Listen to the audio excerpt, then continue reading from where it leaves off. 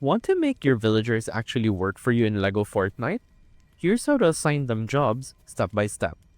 First, you need to recruit villagers into your village. You can find them wandering in the world or in your village. Especially if you have a village built, you can simply talk to them and invite them to stay.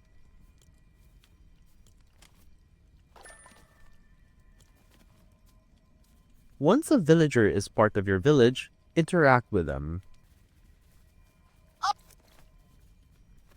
Open their menu and you'll see different job options like food or resource jobs. Choose a job you want them to perform. For example, if you assign someone to collect nearby resources, they'll automatically gather wood from trees around your base. Different jobs require different workstations. Gatherers, for example, require a crafting bench built before they can start working. Keep your villagers happy with food and shelter, and they'll continue working efficiently. A well-fed villager is always more productive. And that's it.